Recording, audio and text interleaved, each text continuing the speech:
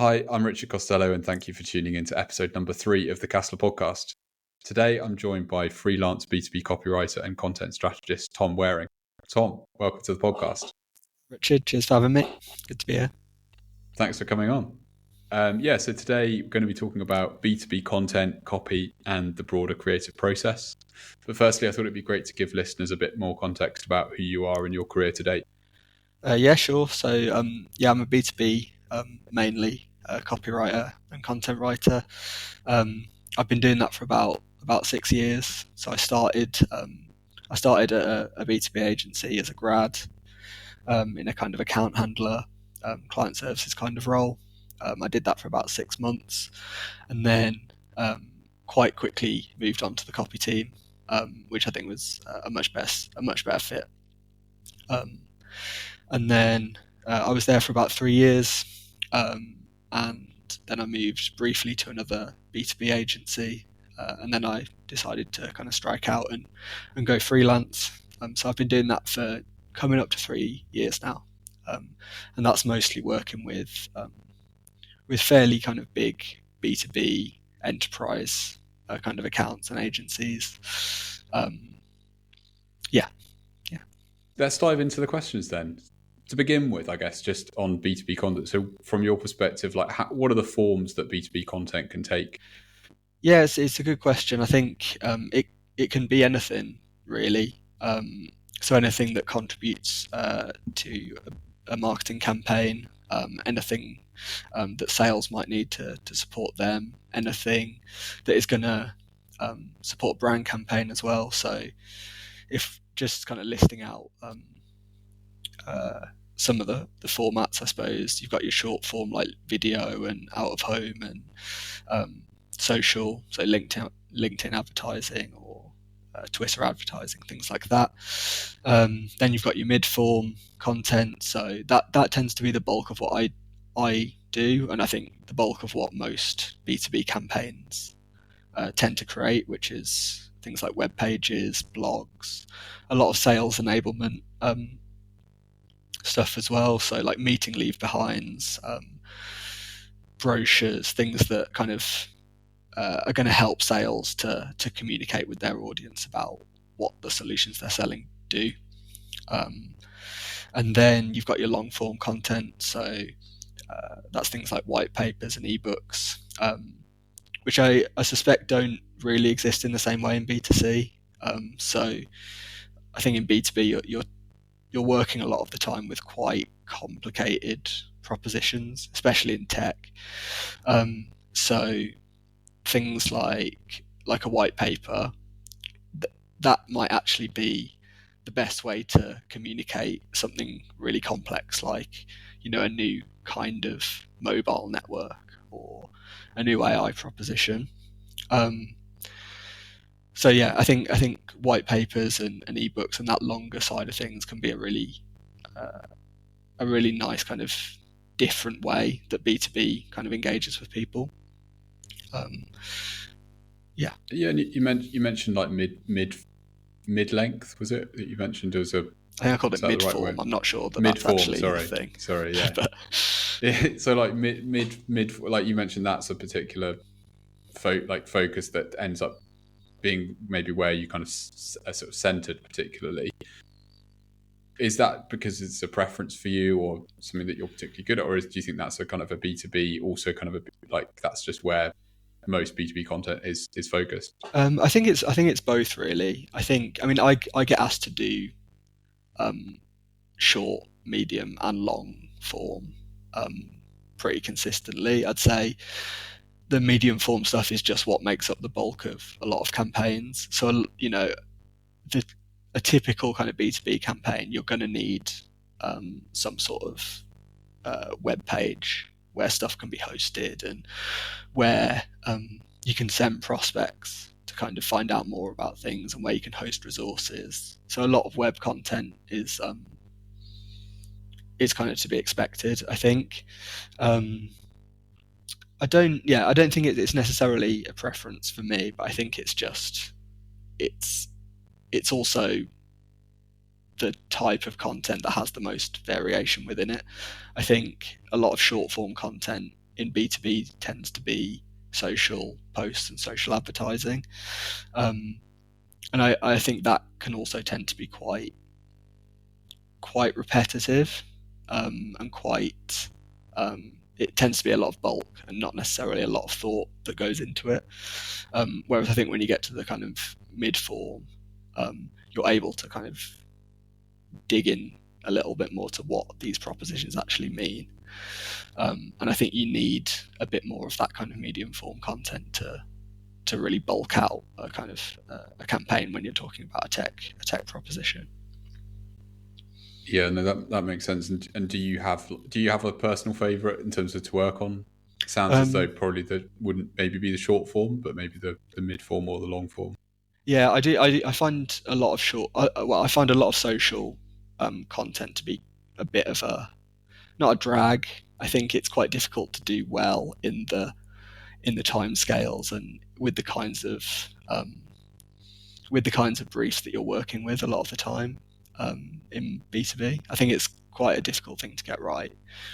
It's more suited to things like B2C where there's more brand salience and you can be more playful and you're not trying to actually explain things to people.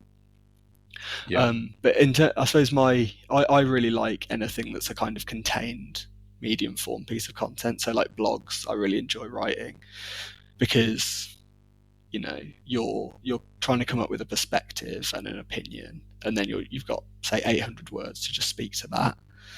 And I find that is one of the more enjoyable challenges you kind of get, I think. Yeah. Where does good content and copy start? I think the thing you always really want with any piece of content is like a really clear intention and context for it. Because I think if you don't know what a piece of content is trying to achieve, so who the audience are, what you want them to think at the end of it, and what you want their next action to be, what the intention of the piece is, that's when you end up kind of leaning into just spouting facts and figures and proof points and things like that. And you don't actually take the audience on any sort of journey in terms of why they should care about something, what the unique perspective of the brand you're talking for is in the market. And I think, as long as you can write with a sort of specific purpose, you can come up with something that is going to, at the very least, feel unique and have a unique purpose. And whose job is that as well in terms of, do you see that as being your job as the copywriter, strategist, or is that a client? Or I think it varies. I think working with agencies, you do get to work with a lot of really great strategists who often have done some of that work for you. But I don't necessarily think it matters whose job it is as long as it's done. So as long as either the strategist, or it can even be the client sometimes, it might be that the client comes to you with a really great idea and a really great perspective that they want to get across to the market, and it's just your job to, I suppose, be the sort of vessel for it. But I think a lot of the time as well, you're given a brief where the ask is to say, we want to come up with a unique perspective, and take this information about what a solution does or what a brand represents, and bring that to life and give that an angle that is gonna feel purposeful and feel unique. So as I say, I think it's not necessarily about who does it. It's just that it needs to be done. And I think, another question, sort of sub question on this one would be, who should be involved and how, in terms of in that starting off point of kind of good content getting created, which we kind of slightly touched on. But I think again it varies a lot. I think in some so say a B2B agency that you're working with, they might have a whole team of data people, or kind of inside sales teams who are constantly kind of gathering insight or crunching the numbers and really getting to grips with what it is that's different about whatever is being marketed. So it can start with them. It could be them who come with that idea of, okay, we've actually found something really different that people are talking about, that people are asking about. Can we kind of weave this into a narrative? And then that tends to be kind of filtered through strategists, through client services teams, and then eventually it kind of arrives to you kind of fully formed. But it can also work the other way around. I think you can work directly with a client, with a tech company, say, and they come to you and they say, we're launching a new product, a new solution. This is what it does, but how can we say this in a different way? How can we create a story around this, create a need for it in the market? And then that's kind of over to you as the writer to do that whole creation of that story and that narrative. So yeah, I think it varies a lot. I think if you want to be consistent in creating good content, you need to have enough context about what's different about it. And I think a bigger team, as long as it's managed in the right way, will be able to get to that a lot more of the time. But yeah, again, not a definitive answer. But yeah, no, I guess it makes sense that it's complex, and yeah, there's loads and loads of different scenarios. So what will a good piece of content have in terms of components? Yeah, so I think it depends a lot on the content, but sort of to the point of purpose and intent, I think it needs to take a perspective, and it needs to have an opinion. And that opinion doesn't have to even be particularly complicated or personal. It doesn't have to be your sort of typical, what did my 18 rounds on the golf course tell me about this business challenge? But it can be as simple as, this product that we're just launching is really brilliant. That's what we're trying to get across. That's the purpose. That's the opinion. And as long as you have some sort of view that you're hanging any piece of content off, there's no way you can't be coming at it from some sort of unique position, and then you can create the scaffolding of the detail and the proof and the reasons why all around that. So I think, yeah, the best thing to see on any brief, or whether it's a creative brief or a content brief or a copy brief, is, this is our opinion. This is the one thing we want to say in a sentence. And then, yeah, you can build around that. So when that doesn't happen, so what would be an example of where it's sort of, you get a brief, and I mean, you might need to sort of abstract it slightly, but could you give an example of where you've been, where a brief has been given, it doesn't have that, and what issues that causes in terms of where it doesn't have a strong opinion? Or yeah. I mean, I think I suppose you could have a brief that doesn't have it, but you would never I would hope to never end up that the piece of content then didn't have it. But I mean, you do get briefs sometimes that are literally just a list of, say, proof points for a solution. This is what it's achieved for a few different clients, say. And to derive something unique out of that, you then have to go through the whole process of kind of peeling it back and saying, okay, well, how did it achieve this stuff? Why is it able to achieve that? And what actually makes up the solution, and what allows it to kind of fulfill that purpose. So I think it's not that you'd ever have a brief where you couldn't then roll it back and work it out from that brief. But I think you do it's a lot easier to start writing content, and a lot easier to get to a position where it is feeling unique, and it does take a perspective if that work has been thought about up front, I suppose. Yeah, no, that makes sense. And it's not, to be fair, it's not a perspective that I've really heard, or I mean, I'm not sort of. I think what one of the things that motivated me to want to have the conversation on the podcast with you was because of the fact that where I've created content, it's typically been outside of any kind of formal briefing process. Mm-hmm. It's just been like, because I've never worked in a kind of copywriting or kind of creative role, but in the process of kind of, in various different roles and situations, I have done some content or worked with people who are creating content. So, I think that's why it's interesting to kind of speak to somebody that's in that process all the time and kind of hear about it. Yeah. And what are the biggest challenges for creating B2B content? I think the biggest challenges for creating B2B content are trying to take propositions that I think I mentioned earlier tend to be quite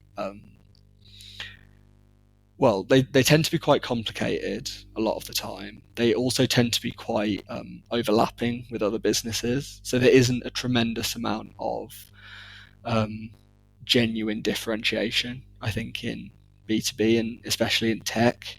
I think obviously that there are businesses that do innovate, and all businesses would claim that they're innovating all the time. But I think there's definitely it's definitely the case that to some extent you have a lot of B2B brands that do 90% the same things as each other, that are all competing over the kind of same part of the market. And I think that's kind of in tension with the idea that you need to be saying something that's unique and something that is different to each other. And I think that's where actually in B2B the writing and the creative processes in it actually do hold quite a lot of value, because you need to be able to think with some level of abstraction and be able to work with clients and kind of dig into those propositions to find the little nuances that are different, and then use that to build kind of messages that are going to feel salient and are going to feel important, and kind of turn those small points of differentiation into bigger stories. So that's quite challenging. That's a really good point. I think that's a really challenging process. Because I think that resonates a lot in terms of, I think I've sort of come across that, like, I guess hearing you say that, because I can think of examples, where you read a piece of, where you look at a piece of content, and then you can see that it's really focusing on a very specific thing because of the fact it's in a very niche thing and trying to make lots of it. Because of the fact that it's in a kind of slightly like commoditized market, so it needs to kind of. But I think that's an interesting thing, and I can imagine it's quite useful as well when that's played back to the client, because it might, I guess, actually needing to think about why the product or service or business is actually different is probably quite a helpful process for the client to think about, and even kind of beyond the marketing function into sort of the product or sales team as well. Yeah, definitely. I think it also touches on, like, I suppose, aesthetics as well. I think if you're struggling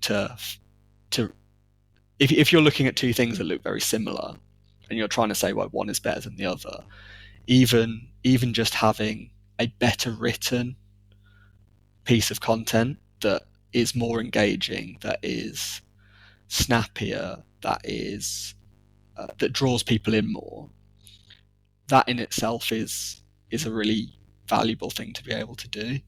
I think on a previous episode you had, there was someone who was talking about the importance of like taste and writing to your writing content that you think is good.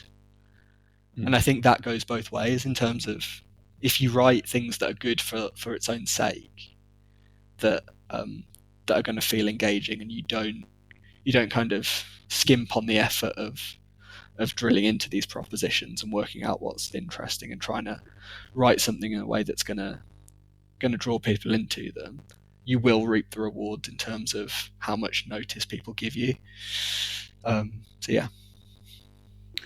Yeah, and I can imagine as well, as to your point, that you could effectively have an identical product, but the marketing could mean that one was much more successful in terms of outcomes of people buying it because of the fact that you're just maybe highlighting things that people care about more about that product or service. So if like you've got, you know, two identical products hypothetically, and then you've got one creative team that's not in touch with the key elements right now for potential customers and why it's relevant, and then you've got another one that is really in touch with that, and they're making it so it's like absolutely on the money in terms of highlighting the exact elements that are, even if the product's the same, one's going to get, you know, effectively much more interest than the other. Yeah, precisely. It's the in that sense, it's the same as being a really good salesman, right? It's about taking the same thing and making someone care about it. And you can only do that if it's something that they haven't heard a million times before, and if it's written in a way that makes them feel engaged and that resonates with them as well. Yeah. And moving on to the next question around, is there an ideal relationship between strategist and creative? I think, I mean, the strategists that I've really enjoyed working with are the ones who,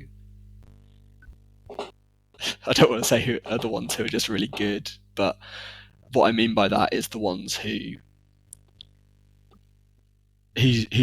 themselves would see the value of the creative work that they are kind of briefing in, but also who engage with that creative process and think as creatives in the same way I think like the best writers to some extent need to think like strategists. They can't just see themselves as kind of execution vehicles. They also need to think about why they're doing what they're doing and what the purpose and what the intent of these assets is. And then I think for strategists, it's the corollary, right? It's being able to think for themselves about what some interesting angles and what some interesting perspectives that this research or whatever it is that they're doing will lead them to. So I don't know if there's an ideal relationship between them, but I think they both need to have parts of each other, if that makes sense, for it to work well. Yeah, and this is like one of those kind of like probably really, really naive questions, but I guess why are they different in terms of function, given that it sounds as though there's a lot of overlap in terms of the way that both need to think and even sort of do. Why is there a reason that it's just helpful? Like in theory, even if you had two identical people, would it be useful to have one playing the role of the strategist and one playing the role of the creative, just because it's kind of helpful in some sort of process sense to have that division? I think so. I haven't just muted myself, have I? No, I think it's all good. Yeah. Yeah, I think that's an interesting question. I think it. Well, I suppose the reason why you have two that are different to some extent is going to be just the way that agencies and marketing teams have always been structured. There's a traditionalist argument to it, but I think with copy especially, and any kind of more creative work, like, you know, coming up with a concept for a campaign, you do need some sort of barrier, I suppose, between the kind of cold, hard process of doing the research, finding out the facts, talking to the client, and working out what's right and what's wrong. You need some kind of barrier between that and the kind of abstract process of creating something. And I think that's where you do want a strategist as well as a copywriter. So you want someone there who is going to take that information and make it understandable, make it make sense, and also condense it into a way that is in a way that copywriters are going to be able to apply that kind of abstract thinking onto, if that makes sense. Yeah. No, it's the type of thing where there must be kind of a reason for doing it in that way, and like beyond just simply that it has been done in that way. But things like that don't tend to emerge for no reason. I think a good example is I think this is why it depends on the type of content, but I'd be pretty comfortable working with a client directly. So let's say a tech company, where they come to me and they say, we want to produce X amount of pieces of content. We want it to serve this purpose. It's going to be on these channels, and this is our kind of messaging that we've come up with. As long as it's just purely content focused, you can kind of work with them a bit to, as we've talked about, come up with what's unique about it and things like that. I think where I wouldn't be comfortable is if a client came to me and said, we're just going to brief you to do this big conceptual campaign, you and a designer, and we're just going to tell you everything about our company, and then you're going to come up with some concepts for a campaign that we're going to run. I think that process, you do need someone, you definitely need someone with a kind of purely strategic brain to take all that information, condense it, turn it into something that you can think about in an abstract way. Because I think if you spend days really thinking in detail about something, it's very hard to then take yourself out of all of that detail and think in a more kind of creative, abstracted kind of way. Yeah. No, that makes a lot of sense. One thing you mentioned there was creating concepts.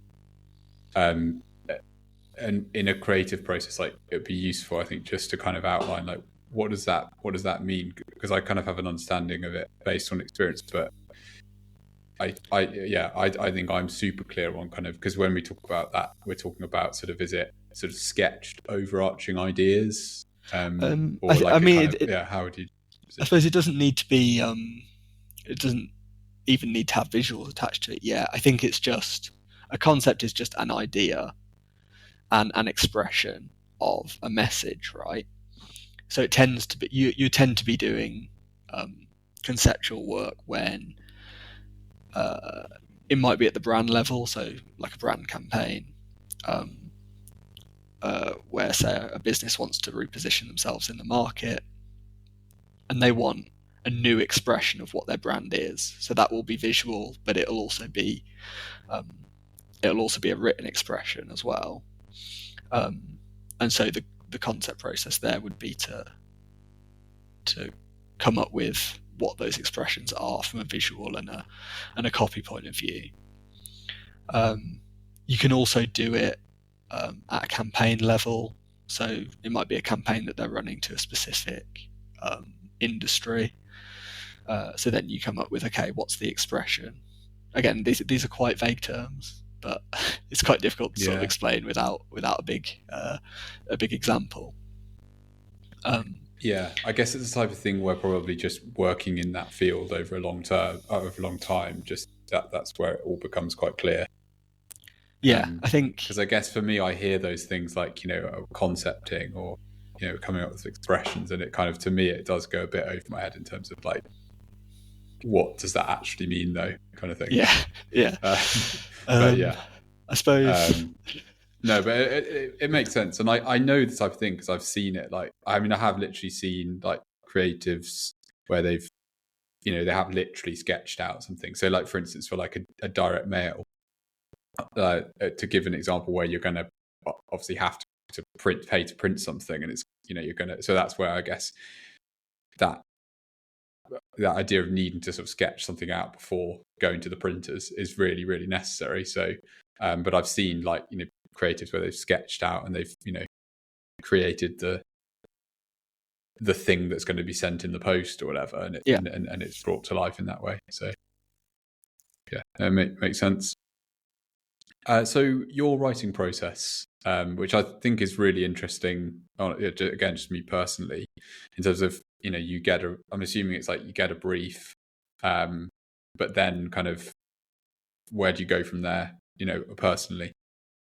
Yeah. So best case scenario, you get a brief that's written down, and I think it seems like it varies a lot by writers. I think I hear from some writers who really like to plan everything out in kind of really meticulously. So they'll create a content plan for a piece of content, and then write to that.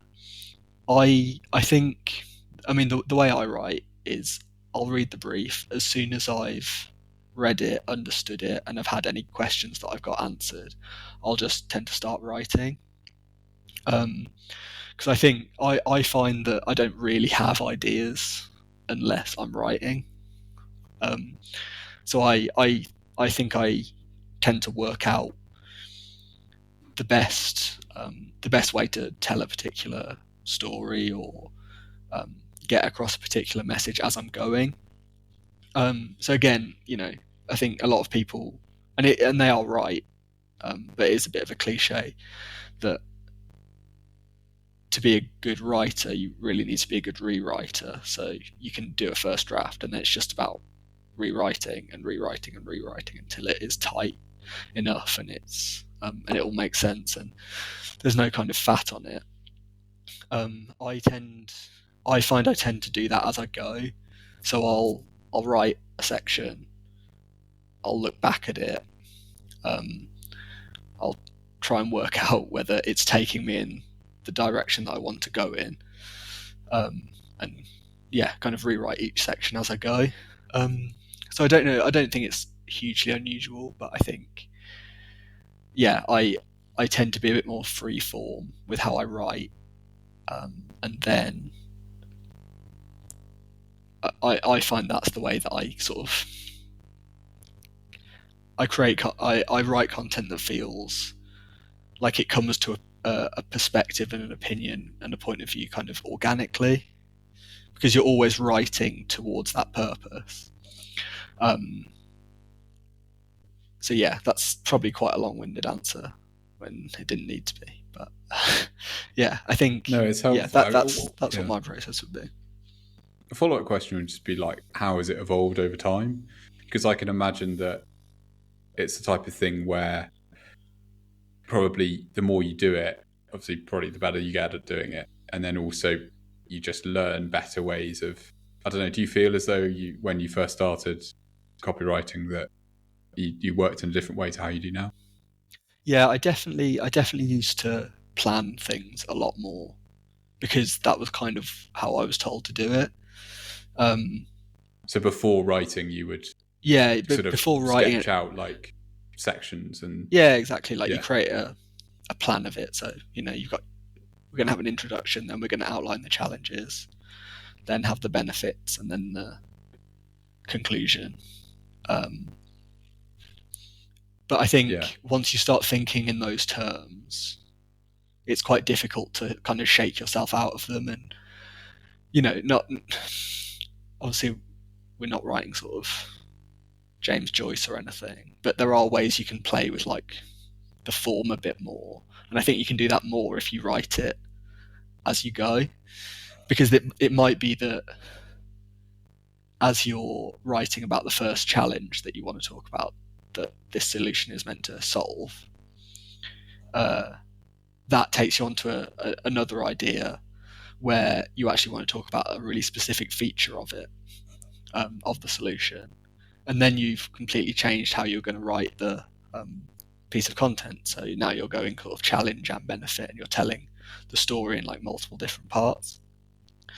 Again, that's quite an abstract example, but I think now I just find it a lot more.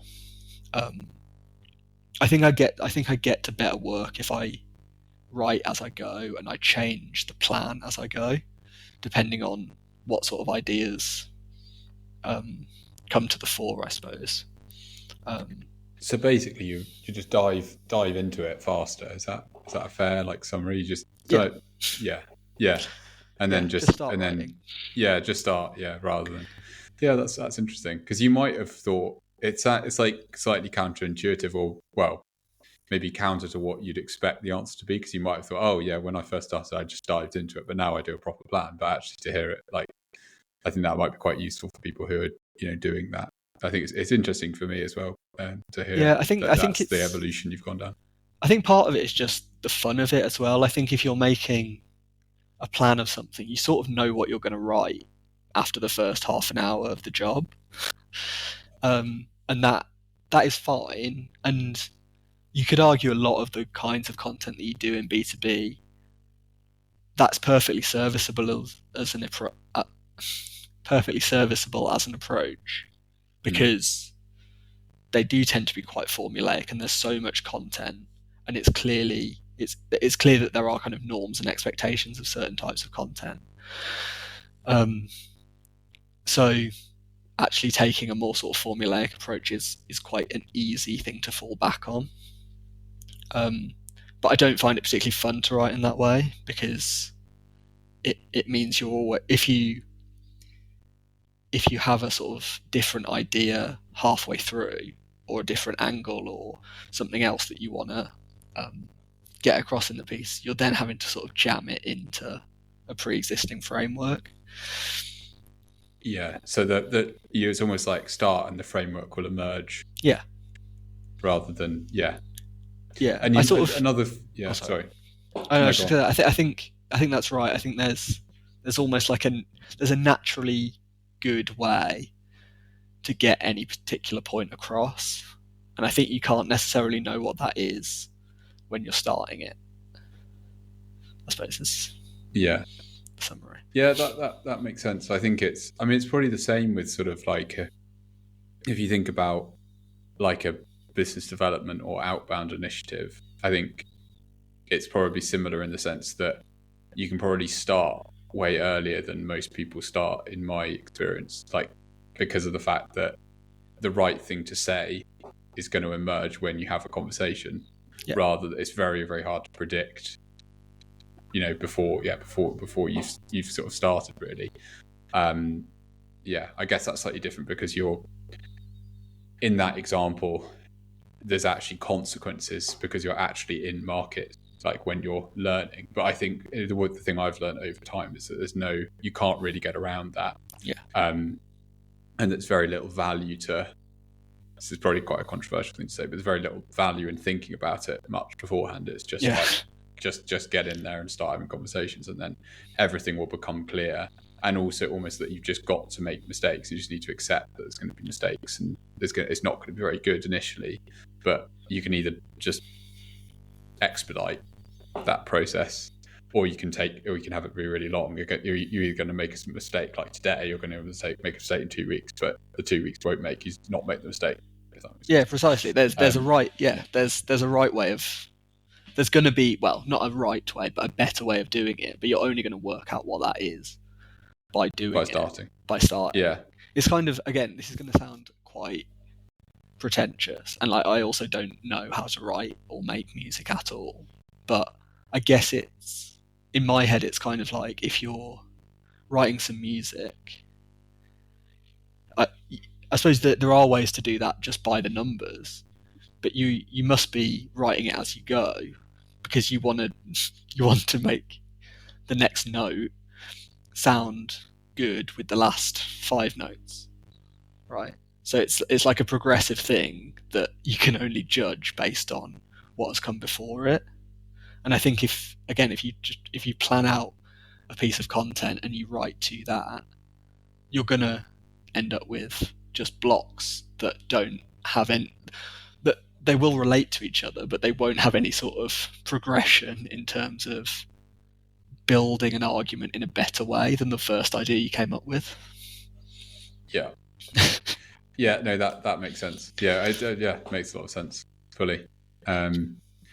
So yeah, really interesting question, this one. I know it's something that you mentioned you had some thoughts about. So what do you believe the role of AI is in writing? How can it be used? Should it be used?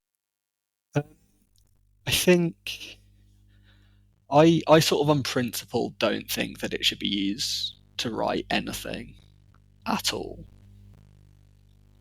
Basically, I think if I think it's so, like, I've slightly used ChatGPT in my life as a sort of jumped up search engine. Essentially, I think it is quite useful for things like where you need a piece of information that you want now rather than having to click through a few different web pages. I think it's really helpful as a source of very specific information, and I think it's probably really useful for things like coming up with like an Excel formula. Like, I need an Excel formula for this. What's the best way to write that? But I think when it comes to actually writing, when it comes to actually writing content, I don't particularly think it's helpful as anything other than a tool that's going to produce the most generic possible piece of content. I think that's what it's designed for. It's designed to sort of approximate the most normative viewpoint and way of writing something based on, all the millions and billions of data points that have been fed into it. So if the purpose of your content is to write something that takes a unique perspective, and if you think that your product or your solution is unique and different, and you want it to sound unique and sound different, you can't really ask a machine to do that. No, I agree as well in terms of from what you said. I think weirdly I've already, the way I've used AI and has probably evolved into a very specific set of cases, like, for instance, actually, for instance, editing the last episode of the podcast, where I wanted to have when one person was speaking, I wanted to have that person on screen, and then when I wanted the subtitles to be in one place, and then the podcast platform that we're recording this on couldn't do that. So we've got Adobe Premiere Pro, I think it's called. Never used it before. Would have been pretty impossible, I think, to learn that. Just it's certainly in like an hour, and to do it in an hour. But I used ChatGPT to outline exactly the situation, and then just said, I'm using Adobe Premiere Pro. I want to do these things. I want to achieve this, and it still wasn't perfect, but it was if you go to the menu here, etc. And I think it's really good for that. And as you said, Excel formulas, I think that is probably, in my view, arguably its best. Yeah. its best role. I think I've seen it be, for me personally, it's just incredibly good at doing that. But that's the kind of thing where it's not customer facing, and it can also be wrong as well. Yeah. Most of the time the first formula is wrong, but then you play around with it, and you probably don't also get to a perfect thing, but you get to incredibly better than what you could do on your own. But I think because I think just another example of what I think it can be useful for. I was using it the other day because I was working on a campaign for, it was aimed at battery manufacturers, and just to sort of create some indicative headlines for this campaign, I asked ChatGPT what are 10 sort of really specific challenges that a battery ion engineer is going to face in their day-to-day role. and stuff like that. It's really helpful for, because if you ask Google that, you're going to get sort of 10 challenges of battery ion manufacturers in 2024 kind of thing, that is going to be quite thought leadershipy and not very specific. Whereas you can ask ChatGPT that, and it can understand the ask in a way that Google at the moment can't. Yeah. I think, and I suppose another thing to say about AI is, I think one of the more sinister things or one of the more sinister kinds of explanations for why it's helpful that I'm hearing a lot is people saying, oh, you can use AI to simplify, sort of do the heavy lifting, do the hard work of content creation. So you can get AI to come up with the structure for an asset by just prompting it and say, give me a structure for this white paper. This is all the information I've got. Go ahead. And then you sort of sweep in as the creative, and you take that and you create something really interesting and different about it.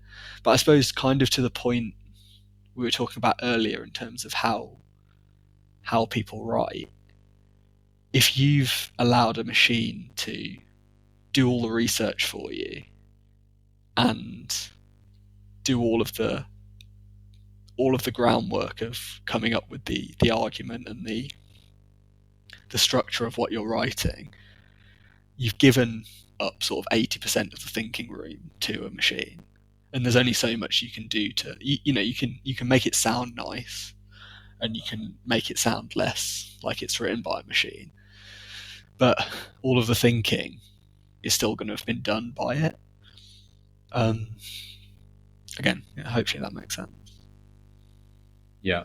No, I agree. I think it's I think I think it's probably, for me, it's like it's become more settled around certain things I'll use it all the time for, and then certain things that I would have maybe experimented with using it for, I've stopped. So I think anything kind of customer facing, I think I just don't really, because it's, and also I think I've realized that if you need to check something, if you need to check everything that it outputs, how useful is it to use it anyway? Yeah. I don't know, so it's just because if you want anything to be definitely right, you're going to have to check it, even if it's quite basic stuff. So yeah, I think the main use cases for me would be the sort of things like helping you with software platforms, like how to use Excel, how to use Google Sheets, how to use Adobe, Photoshop, whatever. Yeah. Or things like giving it, this is probably the main way that we actually use it, giving it data that's in one structure and asking it to structure it in another way. So for instance, you can give it the source code of a website and then say, can you format this into a table? Okay. And that's really useful and saves huge amounts of time. But that's like a very unglamorous use case. And even then it's wrong quite a lot, but it's still way faster than, and as long as you check it, it does save it can cut the time spent on a really boring task by 90-95%. So in that sense, it's great. And I do, so it's sort of, I have mixed view where in some ways I think it's amazing, but then for some use cases, I definitely don't think it's good. I think it's definitely a helpful tool, and there's definitely, I don't think it's completely valueless or pointless.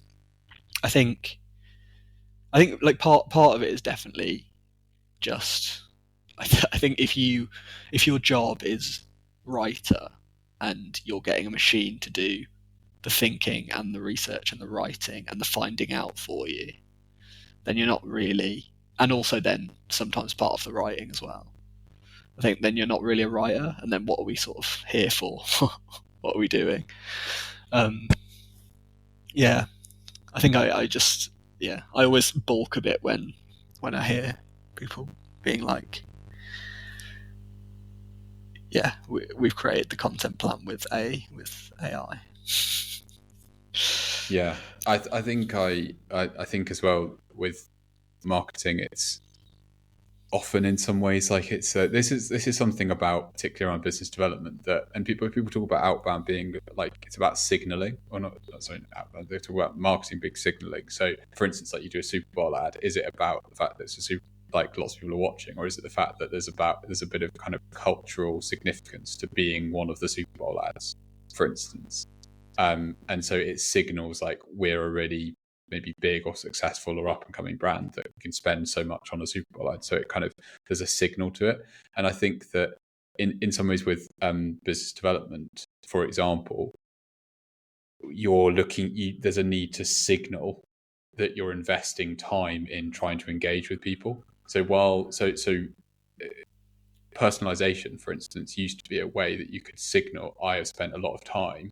Now personalization can be done, admittedly probably quite poorly most of the time, by AI. Actually, it just removes the value of personalization as one of those signals. But there's still that need to signal effort. And I think that that's a big part of marketing more generally. So as soon as anything loses, I guess, loses a signal that effort and skill has been done, then I think that marketing will always find other ways of doing that, because that's what will be effective. Yeah, I think that's a really interesting point. I think like it's doubly true in B2B, because quite often you'll be sending something to like a CEO where they are the only person getting that asset. No, well, I say quite often, that's quite rare, but it's possible that that's how a campaign, a one-to-one ABM campaign where you're sending this kind of physical DM to a CEO of a tech company. And if you kind of risk making that kind of completely lacking in salience by giving any part of it over to AI, or giving it to a machine that can get it wrong, because it's so kind of hyper specific and hyper personal, the way you're communicating, people are going to notice that. Like someone is going to sit down and read all of that stuff. They're not just going to kind of scroll through it, past it on LinkedIn or whatever. They are going to notice if you're kind of cheaping out on them. Whereas if you can create something that is genuinely going to resonate with them, which I think certainly at the moment you can only do if you get a person to do it, you're going to come unstuck, I think. Yeah, I agree. I think I'm not particularly optimistic about its value in marketing, other than really, really prosaic stuff. Basically, that's kind of my general view, like the sort of behind the scenes things, or as you were saying, also just asking it for information, rather than asking it to sort of provide a creative output, but instead provide kind of some context and information that's useful for then a human to take. And then because I think also the other way that we would use it is like asking it for questions like, what is computational fluid dynamics? That was something that we asked it recently, and it's like you could ask Google that, you get lots of articles, not super useful. But if you are, and you can also say, explain it to me like I'm 12 or something, and that is actually really useful. So things like that, I think it's really useful, but it wouldn't be like, write me a message about computational fluid dynamics. Because so what the next question, what does a good creative brief look like? I think it can be very detailed, or it can have almost no detail in it at all. I think as long I'm trying to think about how I can answer this without going over what we've discussed already. I think you want to know what it's for, so who it's going to, what the single, as simple as possible, what the message of it is, what the purpose of it is, how it's going to be received. Is it going to be an event? Is it going to be on their phone?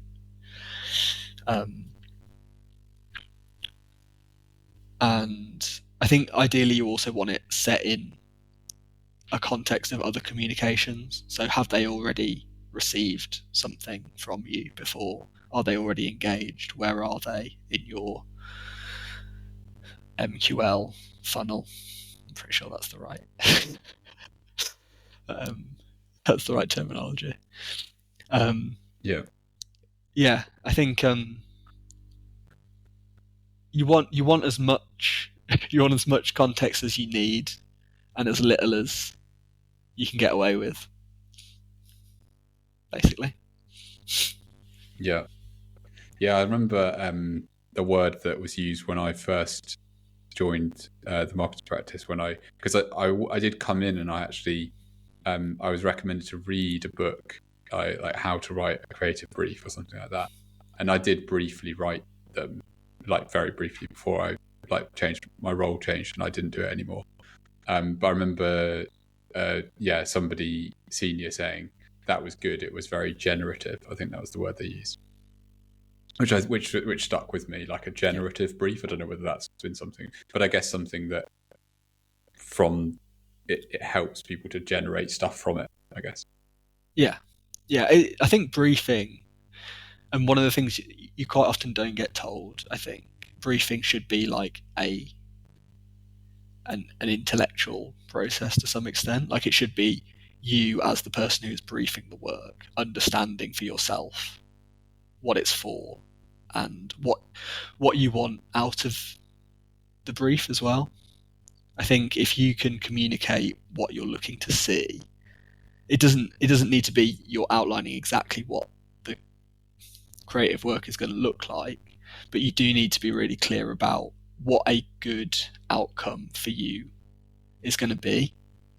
When we were discussing this episode, we were talking about kind of how do you label yourself as and you mentioned B2B copywriter and content strategist. So how would you kind of divide up the services that you provide? Yeah, it's a good question. I think I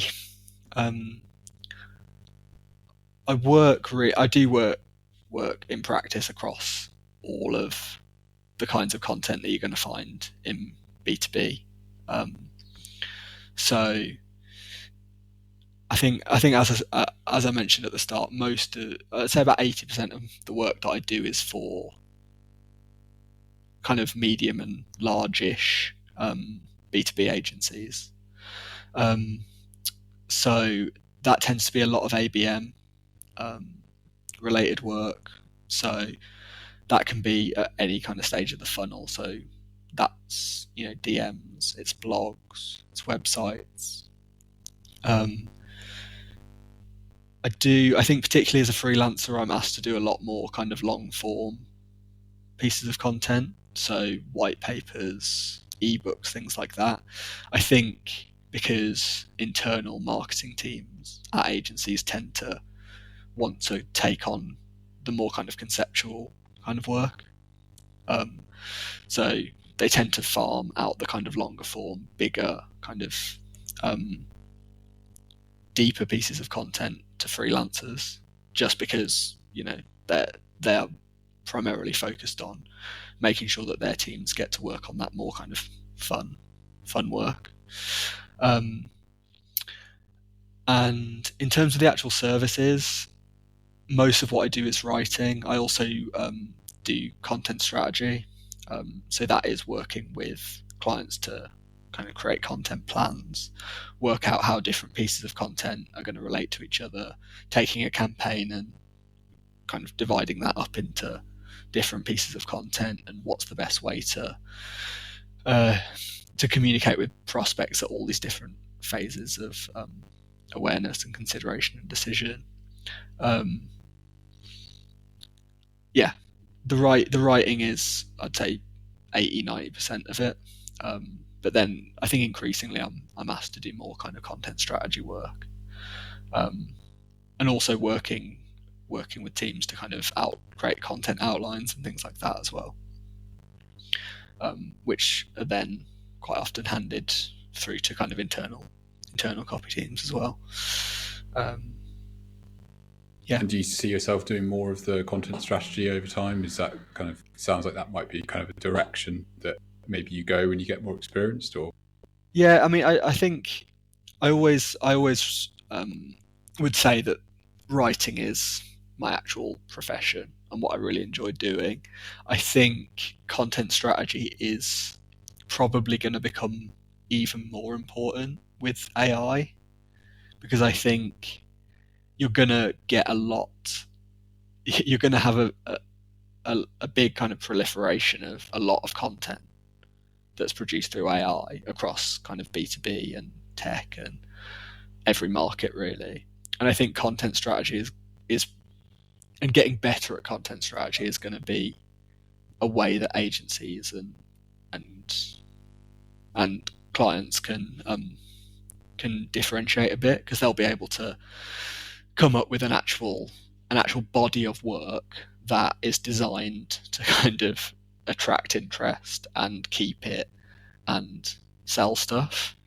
And that's going to having that kind of, I suppose, content block and having an actual a properly thought out body of content is going to be one way that you can kind of insulate against this massive kind of wave of unrelated, random content that's going to be produced with AI, I think. So yeah, I think that's really interesting. I think content strategy will.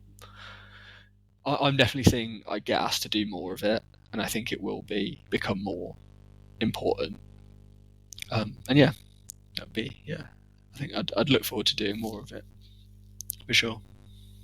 Yeah, it's interesting because it certainly was a phrase that I wouldn't have had a great grasp of, like, what is content strategy. Just it's the type of like kind of slightly like jargony phrase that I'd like hear thrown about and be like a bit like confused about it. So it's helpful to understand, like, I don't think it's I don't think it's helped by, I mean, this might be wrong, but I've hardly met any people who call themselves content strategists who aren't also writers, and most of the work that they do is writing. So it's quite tricky when people talk about being a content strategist to know exactly what it is that means to them. I think. Yeah, I guess it sounds like to me it's just one level upstream from doing the content. It's kind of like thinking about, as you said, like the body of different forms of content, how they link together, what formats they take, and other things like that. Yeah, which I suppose, that should really be, well, if you're a content writer, you should be thinking about that anyway.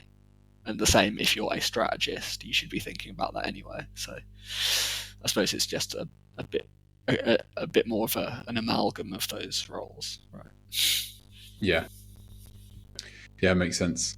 I think I saw like Mark Ritson commenting on I think he was posted about the role creative strategist, and I think he was like saying it was like nonsense or something. So I'm sure he'd have something to say about content strategists too. So onto the bonus questions then. So if you could advise B2B businesses to do one thing in their marketing, what would it be? So the piece of feedback that I get most often, and that I see the most often in other writers' work as well, is clients, and quite often client services people reflecting the wishes of the client as well, is that you're not allowed to use any negative language. So you can't say anything negative. It's like it's almost universal in that if you write something that has kind of negative connotations, whether that's like attacking a competitor or even something like writing about a cybersecurity solution. So the implications of getting cybersecurity wrong are that you get, I don't know, ransomware. You get a ransomware attack. Your business loses like millions, and you, as the head of security, lose your job. So these are all quite like bad things. But if you point that out in content that you're writing, you'll unfailingly get the feedback that we can't say anything negative. We have to talk in positive language. And this all kind of, I think, flows from, like tone of voice guides and things like this. So brands typically have a tone of voice that is positive, that is benefit led, all these kinds of things. So yeah, I think when you get this feedback, it's not necessarily that it's wrong, but it is kind of completely antagonistic to the purpose of persuading someone that something is important. And I suppose, I've spoken to sales people before, and they never strike me as the sort of people who would be in a sales meeting and would shy away from saying that there's a problem if you get something like cybersecurity or network infrastructure or oil drilling wrong, right? Yeah. Like, if you're persuading people, half of your armory is to point out the problems if they get it wrong, or if they fail to invest in the right way, or whatever it is. So yeah, I find that quite difficult a lot of the time, because it feels like you're sort of, I don't know, cutting off one leg before you run the race. A lot of the time. Yeah, it makes a lot of sense, and also I think it's something that I would also personally be cautious about myself, but you make a compelling case to do it, and I think it makes a lot of sense. It reminds me of something when we both used to work at the agency we worked at originally. I remember there was, I think it was maybe called the Challenger Reports, where part of an ABM program consisted of sending a sort of a report to a really senior person, maybe a CFO, I'm not exactly sure, saying you're basically wasting this much, or this you could be saving X amount by working with this particular, I think it's a telco in the UK. And I think it got really good traction. I think maybe one of the pieces of feedback was like, I wish my team had done this. I wish somebody had actually done this internally. But I think they actually got a meeting with somebody where they were actually really annoyed, because it was really like saying, basically you're wasting loads and loads, you're wasting millions of pounds. And then obviously if you're going to a CFO or somebody in that kind of role and saying it kind of comes across as being maybe like negligent, but actually they did get the meeting with the person, and as long as it's based on the truth and you're not just sort of being just using negativity or sort of being really dramatic in a way that's inappropriate. But so it makes sense. And like probably interesting to remind people about. I think there's obviously like an imperative for people running business to business companies that they have to be, professional, and like it's a relatively small circle of, as we've discussed, a lot of businesses kind of touching the same kind of market and doing a lot of the same sort of things, and quite often moving between each other as well. So I do understand like the caution, and like I think it's not like in B2C where you're going to have loads of context where you can say this is all the ways in which we're so much better than that competitor over there, like do kind of direct attack ads and things like that. Like I get that, but I think it's more that caution spills into, or it escalates into being, you can't even use language that is negative or sort of potentially inflammatory or interesting, basically. Yeah. And I think I just think sort of 1984. Yeah, I think it hamstrings a lot of the effort that you put in. And I just wish I wish there was more of an opportunity to let loose in that way, I suppose. Well, we've got the thumbnail for the podcast episode. Be more negative. That'll be the headline. Okay, final question then. What's your most contrarian take when it comes to B2B marketing? I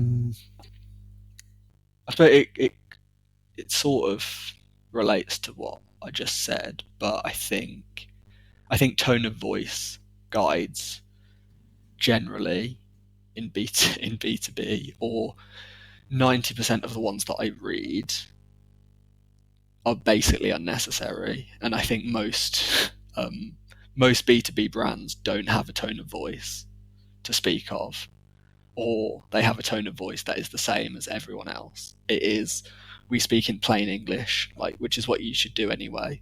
If you're working with good writers, then they're doing that for you. It's we are benefit led. Again, I've explained why that alone is not really that helpful. And we're friendly, say. That's quite a common one as well. Which again is fine, but it's not actually a tone, really. Yeah. And I think so it's generic and also limiting. Yeah, in a way that's exactly. unhelpful. Exactly. It's couldn't have put it better myself, really. I think it's there are you can think of some B2C brands that have a really clear tone of voice. It's very difficult to think of as many B2B ones that do. There are some, but I think it's a really good point, because I can't think of any I can't really think of any B2B brand that stands out as having like a really, really distinct tone of voice. Whereas you can think of like maybe like Lidl or Ryanair social media, or Innocent Smoothie. They obviously do have quite a like they've thought about it, and it kind of bleeds into everything that they're doing. So I think my approach tends to be check the tone of voice guide, check that there's not actually anything in there that is different, and then just write something that I think is good, because then hopefully other people will think it's good. And obviously that's you're already sort of encased in whatever brief you're working in, so you have specific things you need to get across anyway. And I think generally you don't need to restrict yourself anymore by trying to meet tone of voice guidelines that are generic. I think it's not very often, but I'm not sure I've actually worked with any of these businesses, but I have heard you do occasionally kind of talk to prospects, and they'll say, "Oh, we've been through 4 different writers, and none of them have been able to nail our tone of voice." And it's an enterprise tech business, and when you look at their kind of tone of voice guides or their website, it's the same tone as everyone else. And actually what they mean is they have been working with writers where they haven't liked what they've written, and tone of voice is sort of used as an excuse, I suppose, because I think it's very difficult not to get the tone of voice of most enterprise tech companies, because it's the same as all the other ones. And what would you? Is it a case that they shouldn't? Just so I can lock down what the contrarian take is? Is it that they're pointless, or is it that they're not done well? I think either. I think they are pointless if they're generic, and I think there is a case that B2B brands, similar to the negativity point, if you did put in the time to come up with a really unique tone of voice and way of speaking for your brand, that would absolutely be really valuable, because you'd immediately be more noticeable and more distinctive than all of the other brands, right? I think the reason they don't do that is either, I suppose, they haven't thought to, or it comes back to the caution point. It's not rocking the boat. We want to be seen as trusted, and that means being seen as vanilla, basically. So I think they're kind of dual points, really, the negativity and the tone of voice point. I think if you want to be if you want to be distinctive, that's great. If you don't, that's fine, but don't say that you are being distinctive if you're not, because it's not really going to get anyone anywhere. Yeah, I think it would. I can imagine it would. If I was in your shoes, it would really like frustrate me if it was like you felt you had to limit yourself on the grounds of something that, it definitely kind of resonates. I'm kind of breathing a sigh of relief that I don't have to deal with that, because it doesn't sound particularly fun. Was there anything else you wanted to cover? I think we've got through all the questions, but I just wanted to double check. No, I think all good. Yeah. Great. Well, thanks so much for coming on. It's been really, really interesting. Covered lots of ground, which is great. And particularly, I think hearing about some of the specific granular detail around how you're going about sort of creating content, the pieces you mentioned around AI, it definitely resonates, and I think very much see things probably in the same way. And then I really like the sort of the point around negative, allowing yourself to be negative. I think that's an interesting challenge, I guess, to the way I think about things as well, because I think I'm really cautious about that. And the tone of voice piece as well. That's interesting, and I think I